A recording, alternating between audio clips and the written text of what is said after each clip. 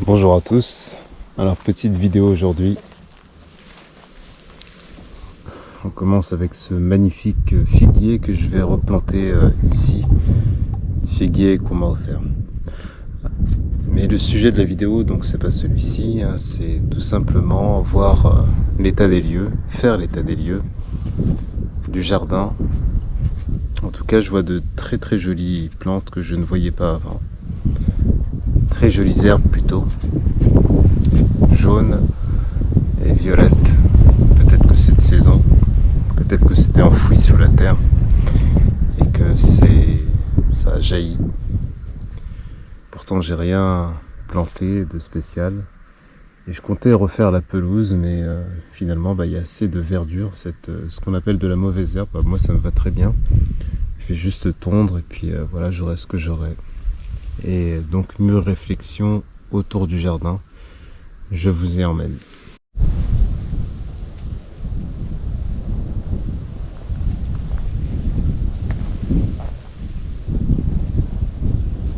Alors pour commencer, donc les raisins, je sais pas si c'est comestible. Tiens, on va s'attraper une grappe. J'espère que c'est comme ça qu'on les attrape. Voilà, donc vous pouvez les voir. Je trouve que ça a bien poussé. C'est pas quelque chose que j'avais planté ou entretenu spécialement, mais je compte me faire une petite vigne quand même ici.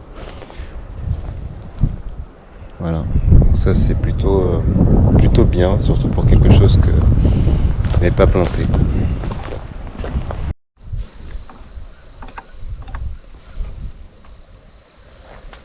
Voilà, ça c'est mon noisetier, donc on voit des chatons, des petits chatons. Je sais pas si c'est normal en fait, hein, parce qu'à cette saison, eh bien c'est plutôt la récolte, hein, les noisettes. Dans quelques temps, il faudra récolter les noisettes. Donc ce noisetier, je crois qu'il a été maltraité depuis un certain temps, étouffé par tout ce qu'il y a autour. Là je compte tout raser, hein, tout ce qu'il y a autour, et laisser place au seul noisetier. En tout cas, réussite ou pas réussite, eh bien ça fait son travail tout seul. On dirait que là c'est un peu plus mûr qu'en bas. Apparemment quand ça c'est sec, eh bien la récolte est possible.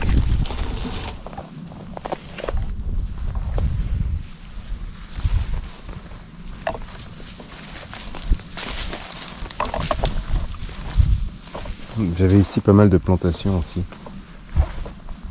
des semis, etc. Bon, c'est un peu le bazar. Je compte tout refaire l'année prochaine, ça ira mieux.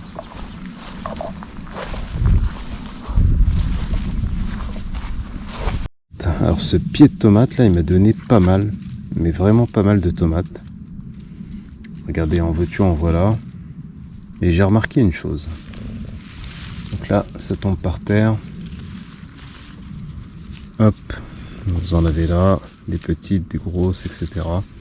Et j'ai remarqué que même quand elles sont vertes, c'était comestible.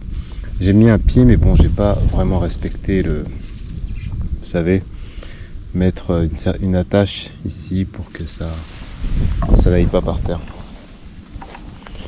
Donc j'ai remarqué un truc avec les tomates. Vous voyez, j'en ai ici aussi. Hop. Une grosse tomate, je pense que c'est plusieurs tomates qui ont fait une grosse tomate. Donc là aussi, hop, sans eau, hein, tout ça. J'ai pas du tout arrosé, j'ai complètement négligé le potager. Donc ce que j'ai remarqué, c'est que certaines n'allaient pas très bien. Je sais pas si c'est le mildiou, mais quand elles touchent le sol, eh bien ça se composte en fait, ça commence à pourrir. Là, je sais pas ce que c'est en fait, c'est peut-être un navet ou une betterave. Je dirais plutôt un navet. Je sais pas si on peut le cueillir ou pas encore. Voilà. Un navet. Écoutez, on va se le récolter.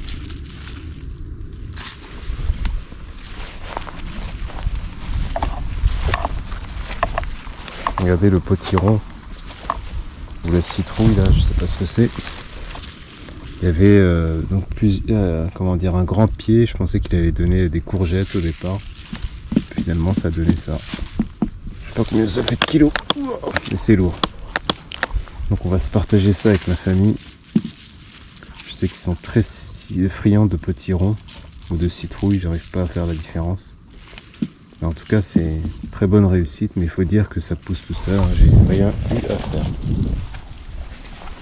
Donc là, les pieds de tomates dont je vous parlais, les voilà. Donc là, regardez comme c'est beau. Hop, c'est propre, c'est aucun souci. Par contre, c'est curieux que certaines soient rouges et d'autres soient encore vertes. Et là, regardez, ça a touché le sol. Et puis, bah, c'est pourri en fait. Voilà. Dès que ça touche le sol, c'est pourri. Ça, c'est assez curieux par contre. Regardez là aussi. C'est pas fameux. Ça a touché le sol, ça se composte. Puis il y a des bêtes autour. Voilà. Là, c'est une question d'organisation, surtout de l'espace. Organisation du potager. Donc c'était pas ce qu'il y a de plus fameux. Ici j'avais une ligne de carottes. Je sais pas quand est-ce que ça pousse. En tout cas ça semble mettre du temps. Et quand je tire dessus, des fois je tire sur une carotte et elles sont plutôt petites en fait. Je vais essayer de tirer sur celle-ci. Ah, raté.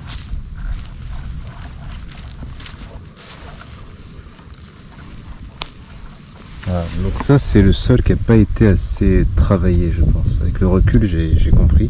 Donc là je le tire peut-être un peu trop tôt, hein, ça met du temps pour se développer, mais surtout un sol qui n'a pas été suffisamment travaillé, retourné. Donc je pense que la carotte se développe dans le sous-sol et elle a du mal en fait à pénétrer le sol.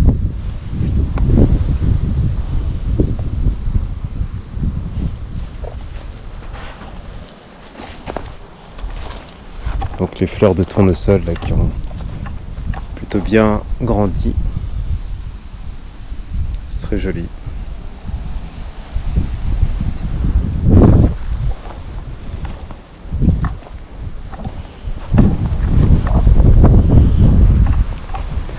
Alors là je sais pas ce que c'est, je sais pas ce que ça a donné, en tout cas ça s'est pas développé hein, bizarrement. Des choses là comme ça qui se développent pas.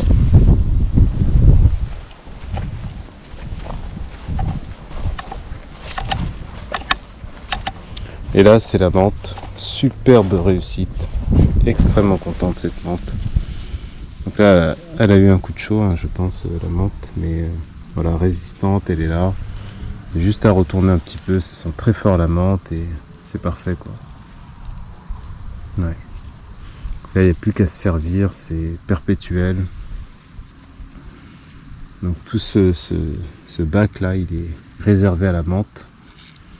Et c'est une très bonne chose. Voilà, j'aimerais bien donc fructifier cet espace. Là j'ai mis des choses, hein, des plantations de dernière minute. Je crois qu'il y avait de la pastèque, du basilic et d'autres choses. Par contre j'ai pas arrosé parce que je peux pas vraiment, je suis un peu bloqué par cette situation. Donc il n'y a plus qu'à attendre et à voir ce que ça donne. Là aussi, donc ça c'est nouveau. C'est ce que je compte faire à l'avenir. Hein. À l'avenir, ce sera uniquement des bacs comme ça. Voilà, je vais commencer petit, quoique cette année a été une expérience. Donc je sais à peu près comment faire. J'ai raté pas mal de choses. J'ai mangé de la salade, donc j'étais très content. Voilà. De toute façon, celui qui fait du jardinage pour l'autosuffisance, je pense que c'est un petit peu difficile quand même. Et donc on a plus tendance à goûter pendant une période de l'année les fruits du jardin et c'est déjà très bien quoi. Voilà, là je sais que j'ai pas mal de mûres. Elles ont disparu, hein, je sais pas où elles sont. elles ont dû être mangées par mangées tout simplement par certains animaux.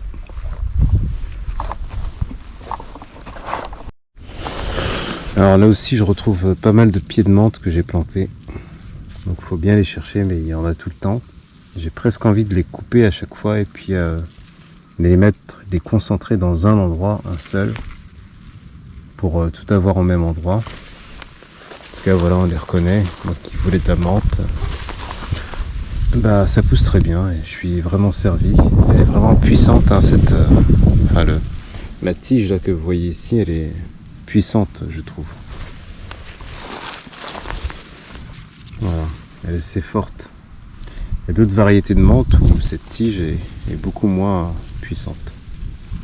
Voilà les amis, donc à l'avenir, je dirais en 3 mots, organisation de l'espace,